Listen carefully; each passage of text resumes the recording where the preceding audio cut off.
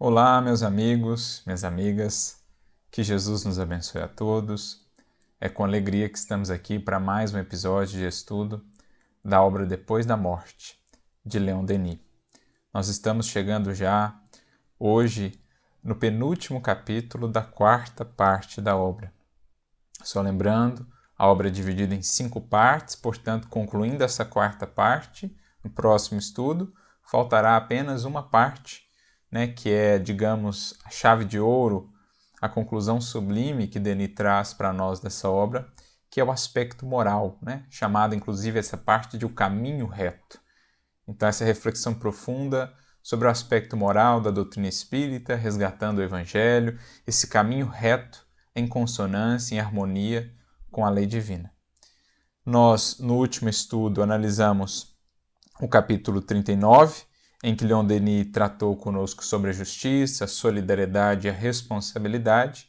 E hoje, no capítulo de número 40, nós, de certo modo, vamos seguir nessa mesma corrente de reflexões, em decorrência do que estudamos no capítulo anterior, refletindo sobre o livre-arbítrio e a providência. Já que falamos de justiça, solidariedade e responsabilidade, portanto, o nosso papel dentro do universo, no exercício da justiça, da solidariedade, da responsabilidade consciente, vamos ir, a partir disso, agora refletir sobre, então, o uso do nosso livre-arbítrio e também o amparo divino, por meio da providência do Criador, que ampara todas as criaturas nos mais diversos graus, níveis da grande escala ascensional.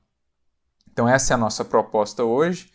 No próximo estudo, como nós mencionamos, a gente encerra a quarta parte da obra, depois teremos um tempo, uma pausa, como costumamos fazer, ao encerrar uma parte da obra, a gente dá uma pausa, que é para o pessoal poder rever os estudos, para aqueles que não conseguiram estar aí em dia, acompanhar muito proximamente os estudos, possam aproximar-se de nós na continuidade dos estudos. E aí depois a gente vai informando vocês por meio do canal lá do Facebook do UNEP Paulo de Tarso sobre quando nós estaremos retornando. Estamos verificando a possibilidade de essa última parte da obra ser feita de maneira ao vivo. A gente ainda está vendo aqui a disponibilidade de tempo e tudo mais. Caso realmente não seja possível fazer ao vivo, aí a gente segue nesse modelo com os estudos sendo lançados quinzenalmente aos domingos. Mas a gente vai verificar essa possibilidade e, assim que possível, a gente dá um retorno para vocês quanto a isso. Mas vamos então aqui ao nosso estudo, avançando nessas reflexões, como mencionamos hoje, no capítulo 40, em torno do livre-arbítrio e da providência. Aqui entendamos a providência divina. Então, Leon Denis vai nos propor uma reflexão que é, na verdade, muito importante, uma das questões mais fundamentais mesmo da filosofia, que é essa questão da relação entre a criatura humana e o Criador. Temos nós mesmo livre-arbítrio? Essa é uma pergunta que muitos filósofos se fizeram. É tudo determinado? Se existem leis divinas, se estas leis são imutáveis, há margem, há espaço para o livre-arbítrio da criatura? Se Deus é onipotente, onisciente, haveria essa possibilidade? Então, são reflexões que têm, digamos assim, envolvido muitos filósofos, dentro do cristianismo ou na filosofia de um modo geral, refletindo sobre isso, sobre essa liberdade humana para agir e a existência de Deus, como conciliar alguns aspectos, como compreender esse mecanismo, esse funcionamento, digamos assim, do universo. Por isso, Leon Denis inicia esse capítulo falando disso. Ele diz: a questão do livre-arbítrio é uma das que mais tem preocupado filósofos e teólogos.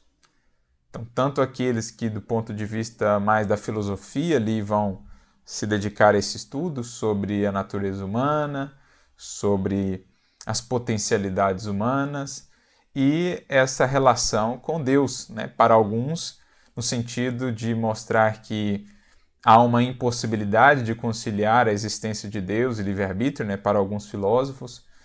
para alguns que não concebem a existência de Deus ou não conseguem encaixar esses elementos, para outros, para explicar justamente como se dá essa interação, o livre-arbítrio das criaturas, a possibilidade de escolher e a existência de Deus, leis eternas e imutáveis que existem e ainda assim possibilitam, digamos assim, essa margem para o livre-arbítrio da criatura. Então, filósofos, teólogos, pensadores, de um modo geral, têm se debruçado sobre essa questão desde a mais alta antiguidade e ainda hoje, muitos vão fazer esse tipo de análise, mas aqui no nosso caso temos um recurso que é extremamente valioso, que é justamente a doutrina espírita, que nos traz aí alguns elementos de compreensão, algumas variáveis que muitos dos filósofos de outros tempos e ainda de hoje acabaram não acessando ou não considerando e por isso encontram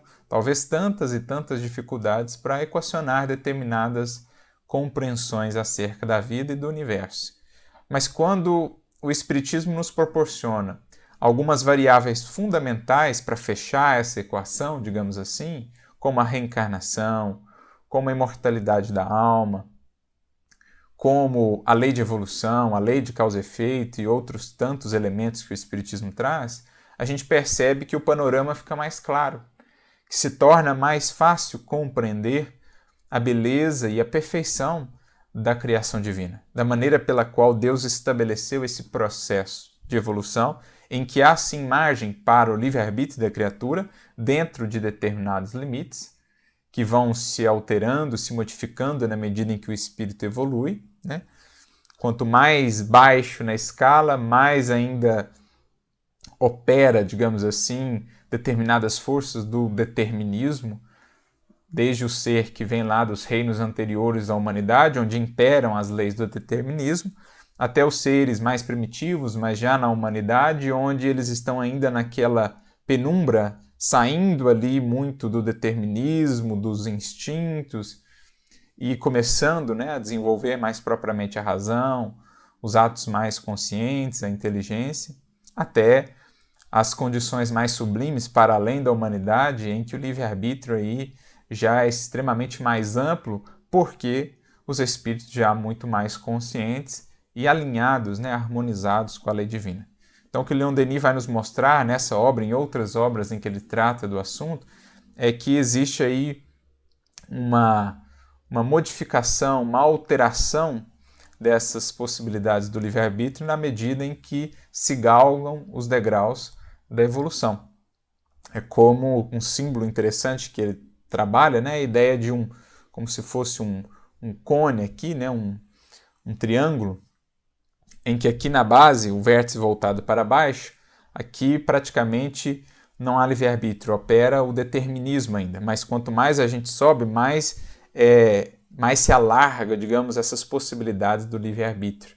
Então é interessante, ele trabalha mais ou menos essa ideia, Um triângulo para baixo representando o determinismo, que é total nos reinos inferiores, vai se reduzindo, até esse ponto de virada em que o triângulo agora se abre assim, representando o livre-arbítrio, em que aqui ainda opera o determinismo, mas então o livre-arbítrio começa a se expandir na medida em que se expande a própria consciência do ser, a sua razão, a sua inteligência. Então é uma figura, uma ilustração interessante que a gente pode utilizar para mais ou menos expressar aí o pensamento de Denis. Mas enfim, a gente vai fazer essa análise à luz, naturalmente, da doutrina espírita, com esses elementos-chave que o Espiritismo traz e que vem preencher lacunas muito importantes, digamos assim, no pensamento humano, nas compreensões filosóficas até então, onde muitas vezes parecia-se entrar num caminho sem saída, num labirinto sem uma perspectiva de saída, o Espiritismo nos mostra aí as portas, as janelas de compreensão. Então, seguindo aqui, ainda nesse primeiro parágrafo, Leon Denis continua, conciliar a vontade, a liberdade do homem, com o exercício das leis naturais e a vontade divina, afigurava-se tanto mais difícil quanto a fatalidade cega parecia aos olhos de muitos pesar sobre o destino humano. O ensino dos Espíritos veio elucidar esse problema. Então, olha que interessante o que Denis está dizendo. Fechar essa equação se tornava ainda mais difícil porque, quando se analisava a vida, parecia que realmente tudo estava sujeito ali à fatalidade, né? A um determinismo, porque determinadas vidas estão marcadas assim pela dor desde a mais tenridade, pelas dificuldades, pelos desafios, né? Que escolha o indivíduo teve para ter esse tipo de vida, enquanto outros têm uma vida marcada por facilidades, por processos mais amenos, embora toda a vida na Terra, né, no mundo como a Terra, seja marcada por algum nível de dor, de sofrimento, mas existem aquelas extremamente, digamos assim, marcadas, né, acentuadas aí pela dor, pelo sofrimento, pela dificuldade, enquanto outras apresentam-se mais amenas, né, no seu transcurso. Então, ao se olhar isso do ponto de vista aqui material, sem determinadas compreensões que o Espiritismo vai trazer, por exemplo, a reencarnação, a lei de causa e efeito, a se aplicar para além de uma encarnação apenas, ficava muito difícil conciliar isso. Onde a liberdade desses indivíduos que já nasceram num ambiente completamente desfavorável, que os induz muitas vezes ao vício, ao crime, enquanto outros nascem num ambiente muito estruturado, muito ajustado. Como comparar, então, o exercício do livre-arbítrio para manter um caminho reto num caso e no outro? Não estaria aquele que nasceu num ambiente mais estruturado tão mais favorecido assim? Né? Como poderia existir uma cobrança correspondente ali?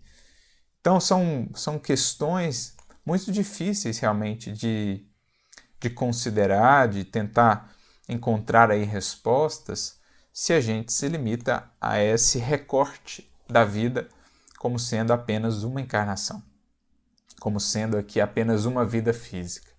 Mas, como a gente sempre menciona, o Espiritismo alarga para nós os quadros de compreensão e de análise. É o texto lá de Allan Kardec que com frequência nós recordamos, no capítulo 2 do Evangelho segundo o Espiritismo, chamado Ponto de Vista, em que Kardec apresenta essa contribuição inestimável do Espiritismo em nos mudando o ponto de vista pelo qual analisamos a vida, as ocorrências, as circunstâncias, os seres, porque analisamos agora da perspectiva espiritual. Subindo em pensamento, conseguimos divisar as coisas de mais alto e, portanto, ver mais longe, mais à frente, no futuro, no porvir, como também no pretérito, identificando as causas, digamos assim, das ocorrências de hoje no pretérito, ou mesmo na presente encarnação, conforme as atitudes e as escolhas do indivíduo, mas muitas das causas também remontando ao pretérito, a outras existências que são solidárias entre si, nessa lei de reencarnação como ela foi estabelecida pelo Criador. E conseguimos divisar mais longe também, entendendo melhor o que essas circunstâncias preparam. Então, as dificuldades de agora, que pareciam um fatalismo, um determinismo na vida daquele indivíduo, que foi ali, digamos assim, o escolhido para ter essa vida tão mais difícil, tão mais desafiadora, enquanto outros foram os escolhidos para ter uma vida tão mais amena, agora a gente vai ver por trás disso uma justiça equitativa, misericordiosa operando. Nas dificuldades do presente, veremos a colheita amarga de sementeiros do pretérito ou escolhas, provas solicitadas pelo próprio Espírito antes de encarnar. Ao passo que as facilidades de outrora, ou melhor, as facilidades de agora, muitas vezes serão também provas. Provas para que o espírito não se deixe envolver pela ilusão da matéria, pelos excessos, pelo orgulho, pela vaidade. A riqueza será também uma prova, muitas vezes mais desafiadora até mesmo que a penúria, que a pobreza. A prova do poder, a prova, enfim, da influência, do conhecimento ampliado, né, que deve reverter para a sociedade. E essas facilidades, digamos assim, vividas agora, que representarão responsabilidade acrescida, amanhã, numa próxima encarnação, poderão se transmutar em uma vida de dificuldades, como aquele que agora está vivendo uma vida de maiores dificuldades, na próxima existência poderá ter uma vida mais amena, mas não menos, digamos, importante, que exigirá dele também tanta responsabilidade quanto na vida desafiadora, porque sempre o aproveitamento do patrimônio do tempo é algo importantíssimo. Prestaremos contas de tudo que foi recebido em termos de tempo, possibilidades, recursos e como aplicamos isso para o nosso progresso espiritual e também das outras pessoas, para o progresso da humanidade como um todo. Então a gente vai identificando essa amarração de todas as coisas, entendendo essa alternância de experiências, de vivências ao longo das várias encarnações, que vão propiciando a todos os espíritos viverem todo tipo de experiências, né? Uns em determinada encarnação, o que outros viverão em outras, e assim vice-versa, de modo que todos vão passar aí por todo um quadro necessário de experiências para a sua evolução. Um quadro esse que será analisado, né, de maneira abrangente, perfeitamente justo e equitativo. Não existirão privilegiados, não há um fatalismo, um determinismo cego, Deus não elege favoritos, nem escolhe ali alguns condenados, pelo contrário, a todos ele ampara, todos contam com a sua providência, mas cada um também terá a possibilidade de escolher o seu livre-arbítrio. Então, o que nos parece ser fatalismo, determinismo, na verdade já é resultado do livre-arbítrio, muitas vezes mal utilizado lá atrás, ou do livre-arbítrio utilizado no sentido de escolher determinada dificuldade, determinada prova que o acomete numa existência. Então, tudo vai se encaixando quando se amplia esse quadro pelas lentes que o Espiritismo nos dá. É o que Leon Denis, melhor dizendo, disse aqui, né? O ensino dos espíritos veio elucidar esse problema. Que problema? Esse questionamento que parecia difícil, né? Da liberdade do homem com essa fatalidade aparentemente cega que pesava sobre tantos destinos. Quando a gente entende lei de causa e efeito, reencarnação, a solidariedade entre as diversas existências de um espírito, a justiça operando e regendo tudo isso, a justiça divina, perfeita, né? Equânime, a gente vai compreendendo melhor a finalidade de tudo que nos acontece, de tudo que vamos vivendo e também a responsabilidade atrelada às nossas escolhas. A sementeira que tivemos ou que fizemos em experiências pretéritas, que agora redunda na colheita que atualmente estamos aí recebendo ou fazendo. A fatalidade, prossegue ele, aparente, que semeia males pelo caminho da vida, não é mais que a consequência do nosso passado. Então, o que a gente acabou de falar. Por que o fulano teve um câncer e o outro não? Teve uma vida inteira de saúde física? Ora, aquilo pode ser uma prova por ele mesmo solicitada, pode ser, digamos, uma experiência que surge em decorrência de desequilíbrios pretéritos que ele gerou no seu corpo perispiritual, que agora se traduzem na enfermidade física, que é uma espécie de depuração, né? Então pode ser algo decorrente de uma sementeira dolorosa do pretérito, pode ser uma prova, como mencionamos, por ele mesmo solicitada, para a sua evolução, para aprender, desenvolver a resignação, a humildade, uma prova também para a família ali, e assim sucessivamente. Todas as dificuldades, todos os reveses que possamos conceber aqui na experiência material terão sempre a sua razão de ser, como prova para o indivíduo ou para as pessoas ali envolvidas, escolhidas essas provas muitas vezes por eles próprios, ou então como consequências, decorrências naturais de atitudes, de posturas pretéritas que agora surgem como elementos despertadores, educativos das almas. Então não é uma fatalidade, digamos assim, sem qualquer razão de ser, né? É uma fatalidade aparente, o que então nos leva a entender que não é propriamente uma fatalidade, é uma definição, uma proposta existencial que a vida traz, né, sob a orientação dos bons espíritos, da lei divina, do Criador, em última instância, para conduzir aquele ou aqueles espíritos na sua jornada ascensional. Então ele prossegue. É essa fatalidade aparente que semeia males pelo caminho da vida não é mais que a consequência do nosso passado, que um efeito voltado sobre a sua causa. Então, essa dor, essa prova, essa dificuldade que agora a gente vive é o efeito de uma causa lá atrás. Então, nós, com o nosso proceder lá atrás, estabelecemos a causa disso que agora nós estamos sentindo, né? O efeito que nos alcança, a colheita correspondente à sementeira que foi feita. É o complemento do programa que aceitamos antes de renascer, atendendo assim aos conselhos de nossos guias espirituais para nosso maior bem e elevação. Então aprendemos com a doutrina espírita que muitas das provas, principalmente aquelas mais marcantes, aquelas mais desafiadoras da vida, foram previamente acordadas entre nós e os benfeitores espirituais que nos orientam os caminhos. No caso dos espíritos que ainda não têm tanta consciência ou maturidade para escolherem as provas ou participarem desse processo, os seus benfeitores espirituais, que são sempre espíritos mais adiantados, o farão por ele, auxiliando-o nessa condução, como um pai e uma mãe fazem com a criança que ainda não tem condições de escolher determinadas coisas acerca da sua vida, né? O pai e a mãe vai enviá-lo à escola, vai levá-lo ao médico, quando ele muitas vezes por si só não teria esse discernimento de busca. Então, quando o espírito não tem ainda condições, os espíritos superiores, benfeitores, farão por ele.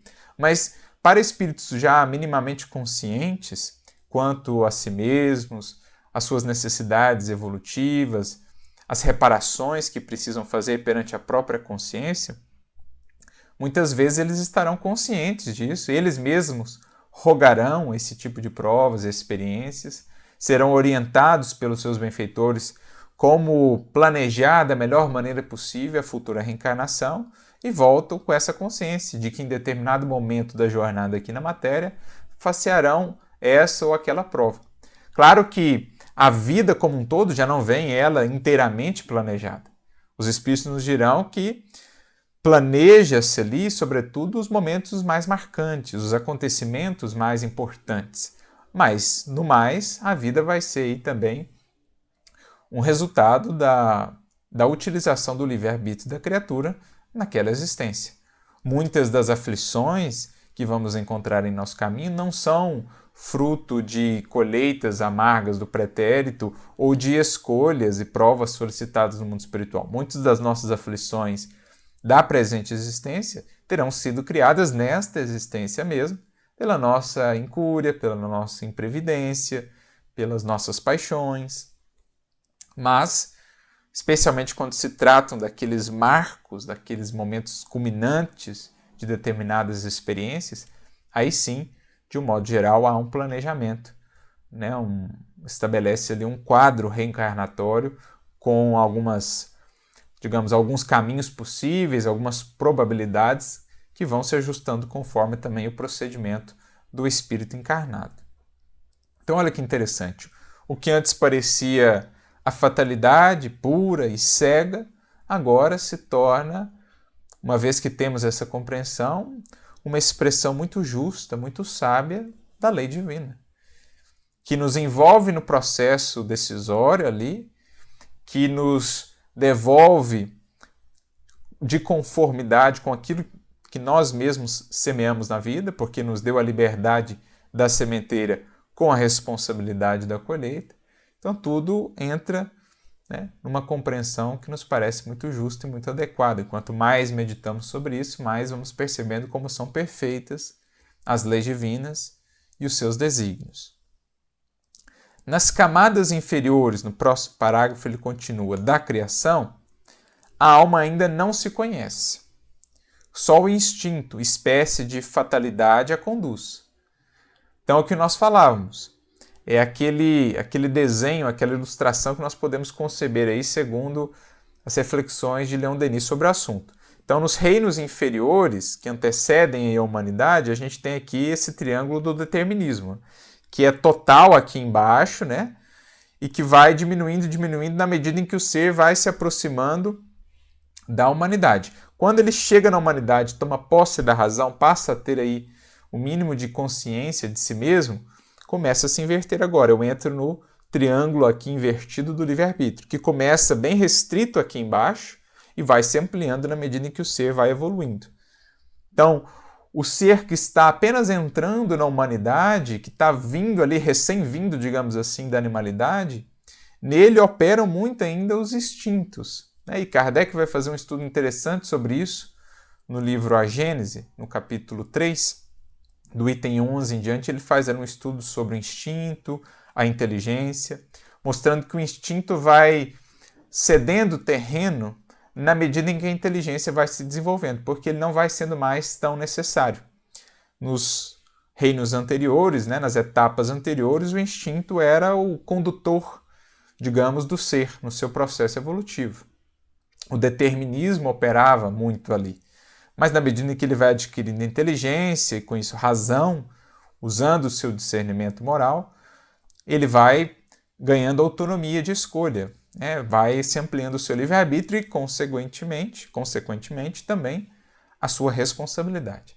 Porque onde quer que exista livre-arbítrio, existirá responsabilidade.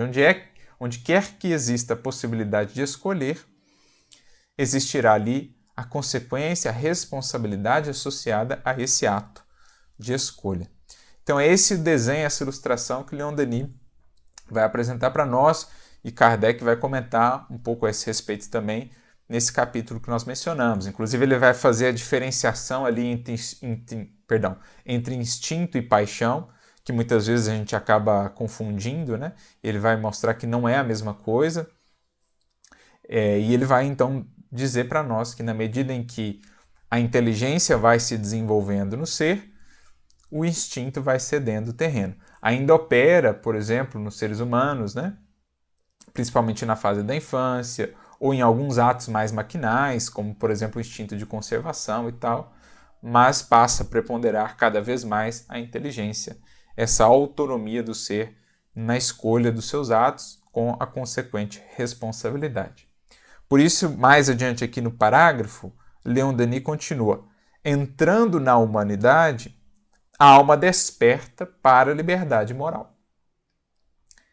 Então, na hora que ela entra na humanidade, ela passa a ter a possibilidade de escolher. E como a gente falou, com a possibilidade de escolha vem a responsabilidade. É um pouco do que está ilustrado simbolicamente lá no texto do Gênesis, quando fala-se lá do fruto do conhecimento do bem e do mal, quando a gente vê lá aquele processo de culpa se manifestando em Adão, quando ele se vê nu diante de Deus, aquele é o símbolo da alma tomando aí consciência de si mesma, e portanto apresentando essas primeiras expressões de responsabilidade moral, porque ele sente ali que fez algo que não era devido. Isso é uma expressão da responsabilidade. Surge ali aquela culpa que é já uma expressão de uma responsabilidade moral, de um discernimento moral mais elaborado no ser. Então isso está representado simbolicamente ali em todas aquelas metáforas do livro Gênesis.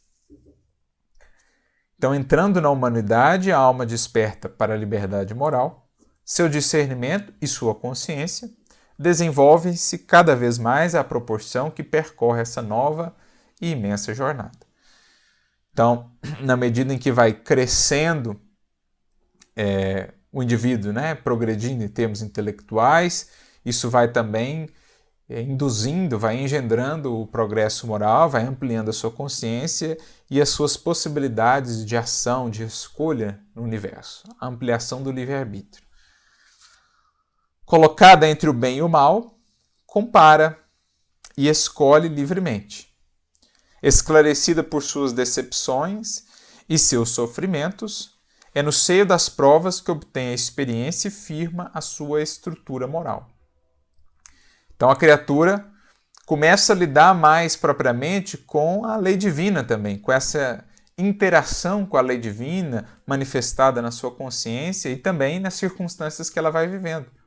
Porque a partir de escolhas equivocadas que ela vai tomando, ela vai experimentando a dor, o sofrimento, o que vai fazendo aos poucos que ela compreenda, olha, esse caminho, essa escolha, essa postura não são os mais adequados. porque a finalidade da lei divina é justamente essa, né? É de orientar a criatura para que ela opere na criação de maneira a manter a harmonia do todo e a sua própria harmonia, construir a sua própria felicidade. Quando ela se afasta desse equilíbrio, desse caminho reto, né? Desse caminho proposto, ela gera algum grau de infelicidade, de incômodo, né? De culpa, digamos assim. A sua consciência alerta as circunstâncias da vida mesmo e ela começa então a repensar o seu proceder numa existência, em outras existências e assim sucessivamente. É por isso que ele coloca aqui, né, no seio das provas, que ela vai obtendo então e firmando a sua estrutura moral. Ela vai consolidando a virtude na medida em que ao longo das existências ela vai ajustando o seu proceder, né, o seu sentir, o seu pensar, o seu agir com a lei divina. E vai percebendo que é daí que decorre a felicidade. É essa a primeira questão da terceira parte do Livro dos Espíritos, quando os espíritos perguntam, ou melhor, Kardec pergunta aos espíritos sobre a lei divina, a lei natural, e eles então dirão a Kardec, né, que essa lei é a única para a felicidade das criaturas e que só são infelizes na medida em que se afastam dessa lei. Então a criatura vai entendendo isso ao longo da sua jornada evolutiva e vai cada vez mais firmando as suas bases morais nessa rocha estável, né, das leis divinas. Porque os castelos de areia que ela vai construindo sobre bases muito frágeis, sobre a areia movediça das suas paixões, vão sempre ruindo. Com isso vem a desilusão, a infelicidade, o sofrimento, e então ela vai percebendo a necessidade de construir a casa sobre a rocha, como dizia Jesus no Evangelho, entendendo aí a rocha como sendo essa lei divina, né? Como sendo aí o Evangelho do Cristo, que é essa síntese da vivência e da aplicação das leis divinas. É o que nós vamos ver na questão 780 de O Livro dos Espíritos, por exemplo, está ali sintetizada, né? Essa jornada de evolução da alma e de aquisição de discernimento, de consciência e por isso também de maior responsabilidade. Nessa questão 780, Kardec faz uma pergunta relacionando o progresso moral com o progresso intelectual. E aí os espíritos respondem que o progresso moral decorre do intelectual, mas que nem sempre o segue imediatamente. Então, de um modo geral, o progresso intelectual vem antes, porque ele é fruto dos esforços da criatura aqui para a sua vida, né? Para prover o alimento, a proteção, para lidar com as intempéries, com as vicissitudes da vida na matéria, a criatura vai utilizando a sua inteligência. Foi assim que nós evoluímos, desenvolvendo ferramentas, agricultura, estabelecendo-nos em sociedades, meios de transporte, equipamentos, e depois indústria, e etc, etc. Então, o progresso intelectual. Só que o progresso moral, ele a gente percebe pela própria história da humanidade, ele vem num passo mais lento. Ele segue o intelectual, mas nem sempre imediatamente.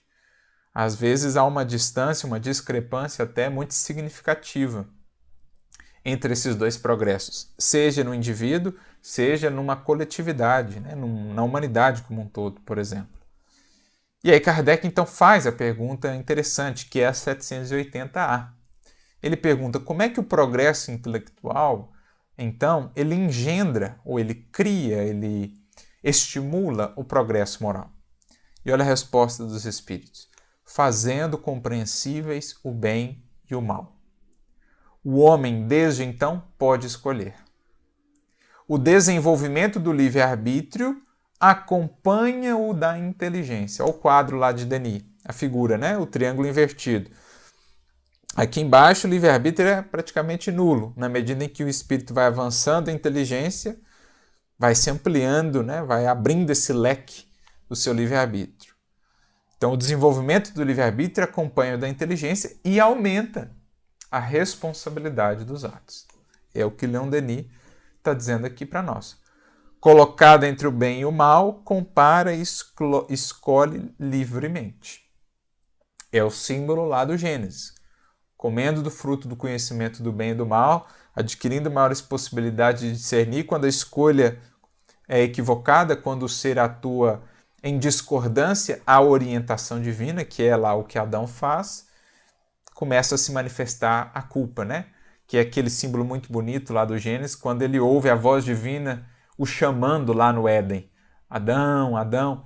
Aquilo é um símbolo da consciência chamando, e aí ele tenta fugir, né? Tenta se esconder. O que é isso? É esse símbolo, justamente, da responsabilidade moral, da qual muitas vezes queremos fugir, mas ela nos busca, porque uma consciência mais esclarecida representa também uma consciência mais responsável, que pode ser mais responsabilizada. Então essa é a jornada do ser, jornada em que todos estamos inseridos, vindo lá do determinismo, da plena expressão do instinto e aos poucos deixando o instinto de lado. Claro que o instinto ainda segue operando, né? Alguns atos aqui maquinais, como a gente mencionou, o próprio instinto de conservação. Na infância, o instinto ainda há ali, porque ele opera algumas funções importantes ainda, mas quanto mais prepondera a inteligência, mais ela vai assumindo esse papel na trajetória do ser, né? Na construção da sua jornada evolutiva. Prosseguindo, Leon Denis diz, né? O próximo parágrafo.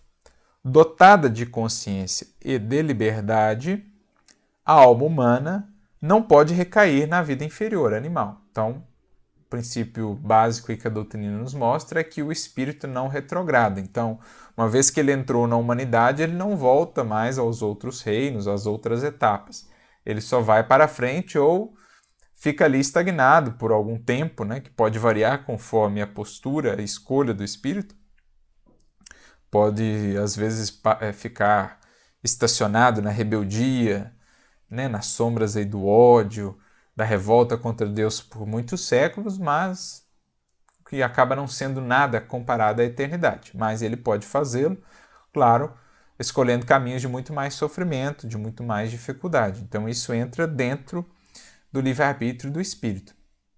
Mas ele não pode retrogradar, pode no máximo ali estacionar e avançar, né? Seguir em direção à sua destinação, à destinação de todos nós, que é um dia nos tornarmos espíritos puros. Suas encarnações sucedem-se na escala dos mundos até que ele tenha adquirido os 3 bens imorredouros, alvo de seus longos trabalhos: a sabedoria, a ciência e o amor. Isso aqui nos lembra uma fala de Paulo, que está no Livro dos Espíritos. Na questão 1009, né, uma questão com várias respostas ali, vários espíritos trazem suas considerações, e um deles é o apóstolo Paulo. E ele começa a sua mensagem dizendo assim: gravitar para a unidade divina, eis o fim da humanidade. Então é a meta, para onde nós todos estamos indo, mais ou menos rapidamente conforme as escolhas e o uso do livre-arbítrio de cada um. Mas todos estamos nos direcionando a isso. Gravitar em torno da unidade divina. Ou seja, integrarmos perfeitamente com as leis divinas, comungarmos com o Pai Criador. Para isso, 3 coisas são necessárias. Aqui o texto de Denis diz sabedoria, ciência e amor. Paulo vai dizer algo muito similar, mudando uma palavra apenas aqui. Ele vai dizer que 3 coisas são necessárias para essa gravitação em torno da unidade divina: justiça, amor e ciência. Então, 2 aqui são iguais aos que Denis coloca, apenas Paulo usa a palavra justiça e Denis usa aqui a sabedoria. Mas se a gente entender que, na verdade, a justiça perfeita é também, né, a perfeita sabedoria, justiça e sabedoria como que são sinônimos num certo sentido, porque é saber compreender as coisas e os seres, né, de maneira profunda. Isso no fundo é ser justo, é a compreensão da justiça. Então a gente percebe que é a mesma ideia.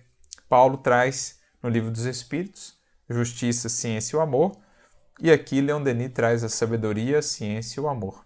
Como esses 3, aqui diz Denis, né, bens imorredouros, esses 3 elementos imprescindíveis, essas 3 frentes, digamos assim, de desenvolvimento do ser.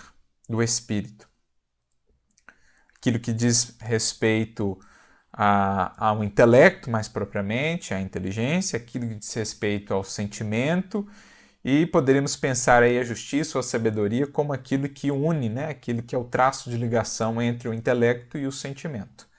Essa perfeita conexão entre esses dois elementos seria a justiça ou a sabedoria.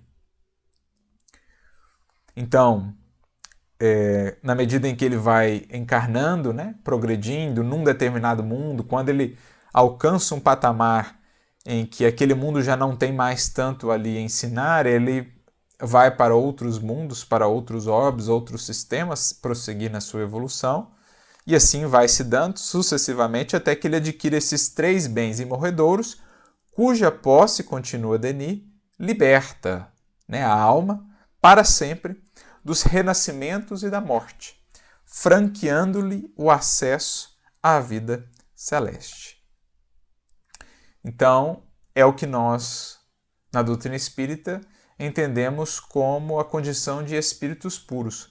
Quando o espírito não mais necessita reencarnar, quando ele não mais precisa voltar à matéria, a não ser em uma circunstância muito especial, muito específica para uma determinada missão, nós dizemos então que esse espírito se tornou um espírito puro. É o que está lá na questão 170 de O Livro dos Espíritos, que se torna o espírito após a sua última encarnação. Um espírito bem-aventurado, um espírito puro.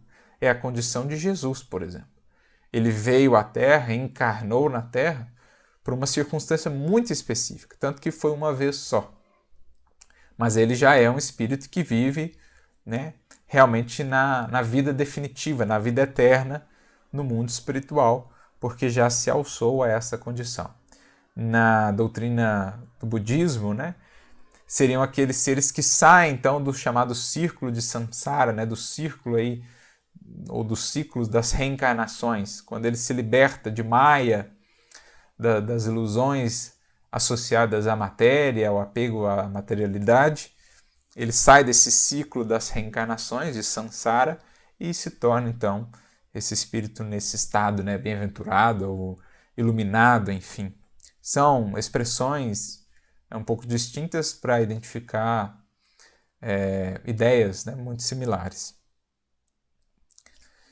Pelo uso do seu livre-arbítrio, continuando no parágrafo seguinte, a alma fixa o próprio destino, prepara suas alegrias ou dores.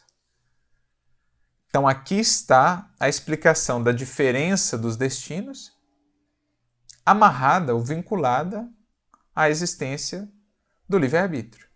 Porque, de fato, se fosse uma existência só, por que tamanha discrepância nos destinos? Então o indivíduo não teria qualquer possibilidade de escolha, né? Seria Deus lá que escolheria meio que numa loteria. Não, para você vai uma vida mais difícil, para você vai tantos anos somente, para você uma vida só de 5 anos, para você uma vida de 90 anos, para você uma vida só de penúria material, para você uma vida de abundância material. Seria meio que uma loteria. Mas quando entra o elemento da reencarnação, na multiplicidade das existências, a gente percebe que cada uma das nossas existências aqui está amarrada às anteriores e vai estar também associada às que virão depois, porque o que estou fazendo agora há de repercutir nas próximas. Além do mais, percebo que essas diferenças dos destinos foram geradas por nós mesmos, por meio de nossas escolhas, né, pela sementeira muitas vezes equivocada, ou também por meio de escolhas já mais conscientes, solicitando determinadas provas e experiências necessárias à nossa evolução. E que ao longo das múltiplas existências vão se alternando os quadros de vivência conforme a necessidade de cada espírito, de modo que todos vivem aquilo que precisam viver, todos passam por múltiplas e necessárias experiências conforme as suas necessidades. Tudo de maneira muito justa e muito sábia, também muito misericordiosa. Então, pelo uso do livre-arbítrio é que se explica essa diversidade dos destinos. Jamais, porém, no curso de sua marcha, na provação amargurada ou no seio da luta ardente das paixões, lhe será negado o socorro divino. Então, por mais que seja difícil a proposta existencial que a criatura está vivendo, o socorro divino não lhe faltará. Por mais que ela tenha se equivocado moralmente, descido a verdadeiros abismos de sombras, de ódio, de vingança, de crimes, se há um arrependimento sincero, se há um raio de luz, né, da humildade ali naquele coração, o socorro divino nunca lhe será negado. Quando os Espíritos vão falar, por exemplo, da prece, lá no Livro dos Espíritos, eles dizem, olha, é um recurso que jamais é negado a qualquer espírito que seja, quando a prece parte de um coração sincero.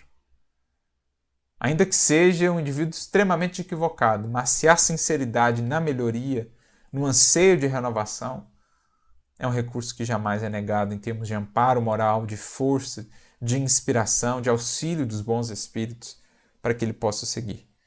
Então, jamais a criatura jamais entenda a criatura, né? Jamais conceba a criatura que o auxílio lhe será negado, lhe será recusado, que a porta estará para sempre fechada. Isso não existe na criação. Claro que, enquanto o espírito se mantém numa postura de rebeldia, de endurecimento, no mal, na sombra, o Criador respeita o seu livre-arbítrio, embora muitas vezes delimitando as suas possibilidades, né?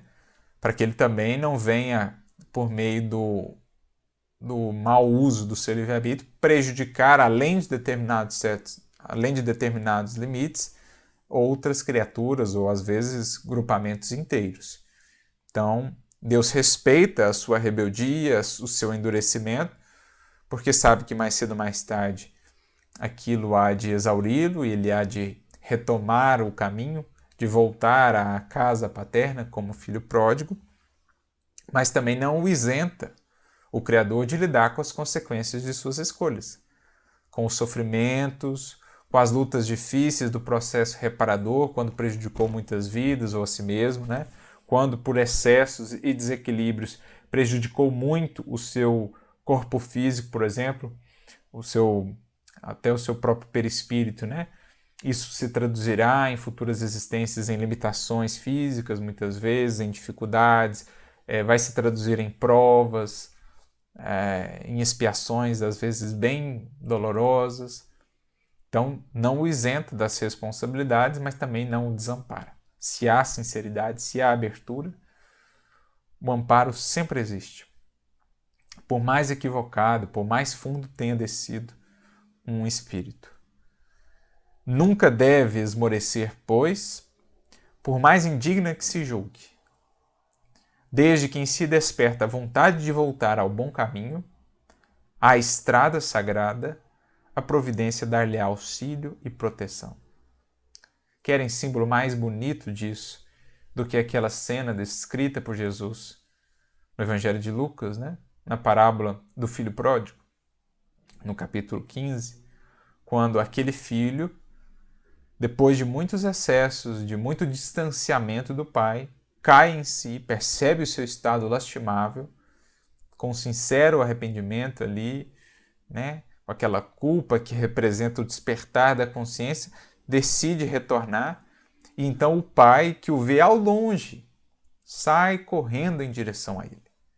Que símbolo é esse? Que até chocou os interlocutores de Jesus naquele tempo, porque não se concebia um ancião naquela cultura correndo. Seria algo indigno.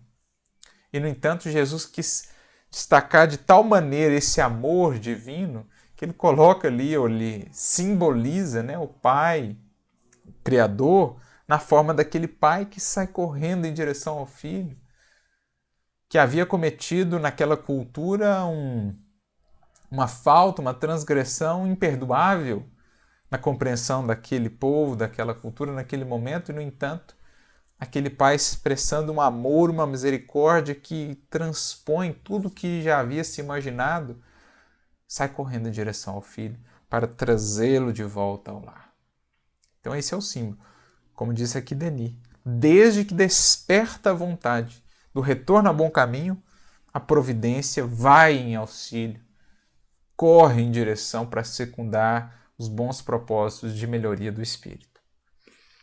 E aí ele fala aqui da providência, né, que Kardec também vai tratar de maneira muito bela no livro A Gênese, mais uma vez, no capítulo 2. Tem um trecho ali do item 20 em diante em que ele se dedica a falar da providência divina. E aqui Leon Denis define, né, a providência é o espírito superior, é o anjo velando sobre o infortúnio, é o consolador invisível, cujas inspirações reaquecem o coração, gelado pelo desespero, cujos fluidos vivificantes sustentam o viajor, prostrado pela fadiga. Então, a providência divina atuando junto de nós por meio dos espíritos superiores, que são seus mensageiros, mas também nos alcançando, nos envolvendo pelo próprio fluido cósmico. É assim que Kardec vai explicar para nós a atuação da providência divina por meio do fluido cósmico universal. Deus envolve, embala todos os seres, né? Sente, se conecta com todos os seres da criação, conhece a cada um deles e ampara a cada um deles conforme as suas necessidades, utilizando-se também dos seus emissários, né? Dos espíritos já mais esclarecidos, mais integrados à sua lei divina. Então essa providência é o que nos consola, é o que nos sustenta, é o que nos inspira ideias, né? Que nos renova as forças, que nos ajuda a encontrar saídas para os problemas, os desafios da caminhada. É o farol aceso em meio da noite ou no meio da noite para a salvação dos que erram sobre o mar tempestuoso da vida. Então é a expressão do amor de Deus, né? Que é esse hausto do próprio Criador, esse hálito divino que envolve toda a criação, como diz Emmanuel no último capítulo do Pensamento e Vida, ou como diz André Luiz no primeiro capítulo do livro Evolução em Dois Mundos, essa força nervosa, né, do todo sábio que envolve a todos nós e nos ampara, essa providência que provê, que auxilia, que prevê também no sentido de nos alertar, nos trazer aí insights sobre determinadas posturas, determinados acontecimentos. A providência ainda é principalmente o amor divino, derramando-se a fluxo, né, num fluxo incontido, sobre as suas criaturas. Que solicitude, que previdência nesse amor. Então, contamos com o amparo desse Pai. Fomos no amor e pelo amor criados e para o amor destinados. E esse amor não acompanha, ou melhor, não desacompanha o ser em nenhum passo da jornada. Mesmo quando ele está lá nos caminhos mais tenebrosos, escolhidos por ele próprio, né, de equívoco, levando a muitos sofrimentos, lá estará a misericórdia, o amor, o envolvendo, o convidando a arrepender-se, a repensar caminhos e a recomeçar. Então, ao descrever a providência divina, Kardec, no capítulo que nós mencionamos, né, no capítulo 2 do livro A Gênese, lá no item 24, Kardec diz assim para a gente, em determinado momento, tudo está submetido à sua ação inteligente, à sua previdência, à sua solicitude. Nenhum ser haverá, por mais ínfimo que o suponhamos, que não esteja saturado dele. Porque ele fala, né, desse fluido cósmico por meio do qual Deus envolve toda a criação, todos os seres. Achamos-nos, então, constantemente em presença da divindade. Nenhuma das nossas ações lhe podemos subtrair ao olhar. O nosso pensamento está em contato ininterrupto com o seu pensamento. Havendo, pois, razão para dizer-se que Deus vê os mais profundos refolhos do nosso coração. Como diria Santo Agostinho nas suas Confissões, é alguém que nos conhece melhor do que nós mesmos nos conhecemos. Estamos nele como ele está em nós, segundo a palavra do Cristo, ou segundo as palavras de Paulo, né?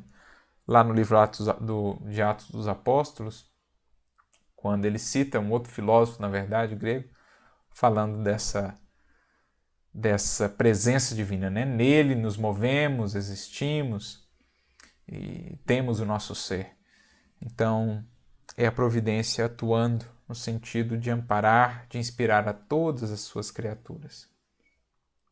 Mais adiante, no próximo parágrafo, ele diz: a alma é criada para a felicidade, mas para poder apreciar essa felicidade, para conhecer-lhe o justo valor, deve conquistá-la por si própria. E para isso precisa desenvolver as potências encerradas em seu íntimo. É o que o Espírito de verdade nos diz. Quis Deus que fôssemos os próprios artífices da nossa imortalidade. Porque uma felicidade ou uma perfeição simplesmente ganhada não teria nenhum valor intrínseco para nós, nenhum valor íntimo. Não existiria o contentamento, o sabor da conquista, da construção, a história, a jornada que nos define, que dá a nossa identidade, a nossa razão de ser, que nos marca como seres únicos aí na criação. Deus não dá cópias. Imagina se fôssemos todos resultado de uma produção em série, né, de espíritos absolutamente iguais, todos com as mesmas perfeições, sem nenhuma história, uma jornada que os diferenciasse. Claro que somos todos iguais do ponto de vista do ponto de partida, da nossa criação e da nossa destinação. Mas o que nos diferencia quando chegarmos lá, na condição de espíritos puros ou perfeitos? Claro, da perfeição relativa, né? A nossa trajetória, a nossa jornada. Senão seríamos, né, um monte de robozinhos, todos iguais, todos simplesmente idênticos. O que nos diferenciaria uns dos outros? Né? O que nos daria aí uma consciência? Se não existiria história, se não existiria jornada, luta, contentamento de vencer a nós mesmos, de termos construído essa trajetória, seria absolutamente sem graça, né? Nós percebemos isso nas conquistas da vida. As mais valiosas, as mais preciosas são aquelas que mais exigiram de nós, aquelas nas quais mais investimos tempo, esforço, suor, dedicação. Assim também pensando em termos dos valores mais elevados da vida. Se fossem simplesmente dados e a gente nem tivesse, digamos, uma medida do quanto aquilo vale, o quanto aquilo custa para ser construído, não teria nenhuma razão de ser, né? Não geraria uma felicidade real. Sua liberdade de ação e sua responsabilidade aumentam com a própria elevação. Quanto mais consciente, mais responsabilidade, né? Quem muito foi dado em termos de conhecimento da lei divina, mais será pedido. Lembrando as palavras de Jesus. Porque quanto mais se esclarece, mais pode e deve conformar o exercício de suas forças pessoais com as leis que regem o universo. Então, mais ele pode, porque mais recursos tem, e mais deve, porque mais sente o imperativo consciencial para alinhar-se, né, com as leis divinas. A liberdade do ser se exerce, portanto, dentro de um círculo limitado, que cresce na medida em que ele próprio se eleva enquanto espírito, né? E por que limitado? Por dois elementos principais. De um lado, pelas exigências da lei natural. Então, existe a lei natural regendo tanto a matéria como a vida espiritual, né? A gente tem que operar dentro dessas leis. Quando nós nos afastamos dessas leis, nos transviamos com relação a essas leis, elas estabelecem determinadas consequências que visam nos trazer de volta para um caminho de equilíbrio. Então a gente tem um livre-arbítrio limitado operando dentro dessas leis, né? Não é porque o Espírito diz assim, não, eu quero poder voar aqui na matéria, que Deus vai descumprir lá a lei natural para atender o livre-arbítrio dele. Não. O livre-arbítrio dele opera-se dentro de determinados limites. Ele pode muito bem querer fazer um ato ali equivocado, mas há de colher, né, a consequência dolorosa disso, que então fará compreender, olha, melhor não fazer isso, vamos buscar um outro caminho em harmonia com a lei, porque gera felicidade para mim e para os outros. Então, um dos elementos limitadores ou delimitadores do livre-arbítrio é a própria lei natural, sejam os aspectos aí da lei que regem a matéria, sejam os aspectos da lei ou das leis morais, né, que regem a vida espiritual, o proceder moral dos espíritos. De outro lado, prossegue ele um pouco mais adiante no parágrafo, por seu próprio passado. Então, as minhas escolhas do pretérito definem um pouco da minha abrangência de atuação no presente. Então, um exemplo.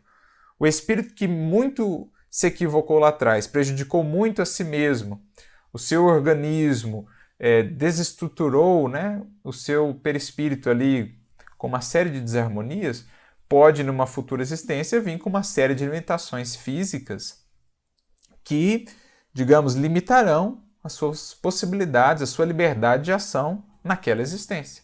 Então, o indivíduo que vem ali num estado vegetativo, por exemplo, né, que acaba chegando a uma condição como essa, pode ser uma prova que ele próprio solicitou, acordada ali junto com seus benfeitores espirituais, ou uma consequência de um desajuste muito profundo que ele estabeleceu para si em encarnações pretéritas, que agora se traduz naquela condição, naquela presente existência. Né? Então, o seu livre-arbítrio ali foi limitado momentaneamente naquela existência, em decorrência do equívoco cometido, né? Ou dos excessos cometidos em existências anteriores, ou mesmo por uma escolha sua feita, entendendo que aquilo seria uma prova necessária. Então existem esses delimitadores da liberdade de ação do indivíduo aqui, tanto pela lei natural, sejam as leis da matéria ou as leis morais, como também pelas próprias escolhas e pela própria sementeira do pretérito. E aí, mais adiante ainda nesse parágrafo, ele diz: acima de nossas percepções limitadas e variáveis, a ordem imutável do universo prossegue e mantém-se. Então, sempre acima de nós, das nossas percepções limitadas, no que parece o caos, completa desarmonia, existe uma ordem regendo tudo isso. Né? Os desajustes criados pela má utilização do livre-arbítrio das criaturas são sempre limitados no espaço e no tempo, porque, em termos de infinito e de eternidade, está sempre a lei divina a operar e a reajustar aqueles que se desajustam, desajustando o seu entorno.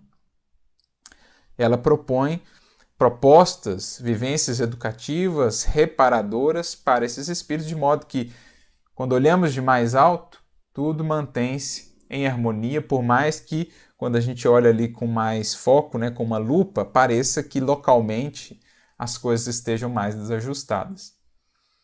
Quase sempre julgamos um mal aquilo que para nós é o verdadeiro bem. Então, muitos dos ditos males da existência, na verdade, já são processos de reajuste, tendo em vista o retorno à harmonia. Então, uma enfermidade que, por exemplo, hoje podemos viver, que parece um grande mal, na verdade já é um processo de reajuste, nos levando de volta à verdadeira saúde espiritual que perdemos lá atrás por algum equívoco, por exemplo. E assim, né, outras provas, outras experiências difíceis que venhamos a viver. Se a ordem natural das coisas tivesse de amoldar-se aos nossos desejos, que horríveis alterações daí não resultariam. Então, se tudo estivesse apenas ao sabor do capricho e do livre-arbítrio das criaturas, se não existissem essas leis, realmente aí seria um caos. Né? Não existiria estabilidade nenhuma no universo.